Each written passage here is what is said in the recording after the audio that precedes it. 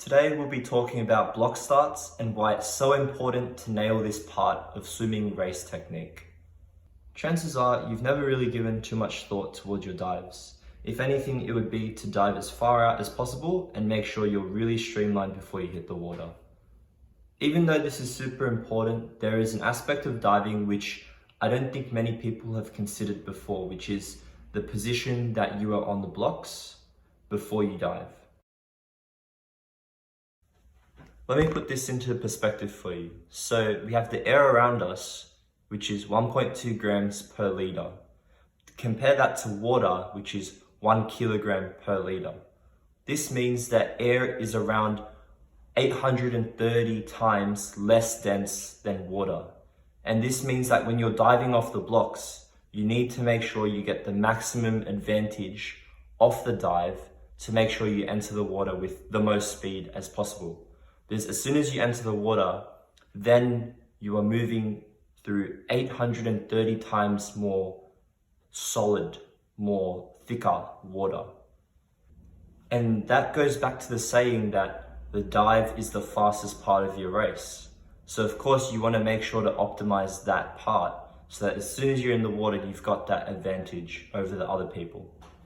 For myself, I never really bothered to look into dives or block setting or any of that until I actually got to a higher level of competition. And initially I'd just kind of look around. I'd look, all right, the competitor next to me is putting his block on 3 and that seems like that's what everyone else is doing. So, I'll just do that myself. And whilst that was all right, I started well and I got good speed off the start. I didn't really know the reason why. Why did I put it behind 3? Why did I choose to stand narrow or wide? I just copied people and it seemed to work. And of course that's good if you already do that. But if you understand why is it better to have your block on 3, 4, 5, that setting? Or why is it better to stand wide or narrow? That means that you have that curiosity, you have that ability to think, how can I improve little bits of my swimming technique here and there so that you can apply that to harder things. Before I explain the theory behind the main part of this video, I want you to get your brain thinking. So I ask you, jump as high as you can, and you get a choice of 2 surfaces. One will be the solid surface and one will be a slightly squishy surface. Which one would you prefer to use to jump as high as you can? Now, of course, intuitively, so just by your logic, you'd say, I want to jump off the solid surface. Why? Think behind that. So why am I jumping off the solid surface instead of the squishy surface? It's all got to do with the concept called rigidity. So how rigid something is means you can provide all that power to that surface and go as high as you can. Whereas if you jump off a squishy object or like a squishy surface, some of that energy is pushed into that surface, which means you get less height. So that's simply explained of what rigidity is. So going back to block starts, what I'm trying to say is that if you have your legs right behind each other, your body will be a lot more rigid, so it won't move.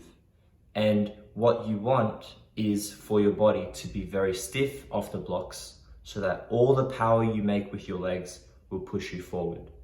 That is compared to if you have your feet wide apart, you'll be less rigid because you can move to the side to side. And because of that, when you push off, not all the power will be going on the blocks, and so some of it will be compressed by your body, which is not really what you want, because you want all that power to be pushing you forward instead of stored in your body. Now, let's look at some hard evidence in the form of some sports science journal articles. So, as an overview, our first study was conducted by Slawson and colleagues with the participation of 32 elite British swimmers. The test factors were of wide stance versus narrow stance and block configuration, so where you'd put the wedge. And the measurements were taken in seconds off the block, force generated off the block, so which was measured in body weight, and the head distance on entry, which is basically how far that person was able to dive off the blocks. So what was found over 722 recorded dives was that on average the narrow position dives were 0.02 of a second faster. The average force off the blocks was around 6 kilos more in the narrow stance compared to the wide stance, and the horizontal takeoff velocity, so how high the person was diving, was 0.14 meters per second higher in the narrow stance. In regards to the block setting, the study also found that horizontal takeoff velocity was 0.1 meters per second higher in the positions 4 and 5 compared to number 3. Vertically, positions 4 and 5 were around 0.05 of the body weight higher in terms of force than position 3. This basically means that you may benefit from diving with the block setting at 4 or 5 with a narrow stance, because that is what the results of the study have found. If you're thinking, oh, only 0.02 seconds, that's not really going to save me much. Think about all the times you've missed out, or all the times you've qualified by that tiny margin of difference. So that 0.1, 0.2 of a second of difference will make a lot of change in terms of your speed and your improvements over time. If we look at the study, we see that one of the measurements was how much force was generated off the block. And one other measurement, which I don't think they included, was how fast the person entered the water. Because the difference in speed of entry to the water means a different kind of speed in the initial streamline. So that's something that they didn't measure, which I think if they did measure would show a little bit more convincingly that certain stances, certain positions on the block would have been better off compared to another.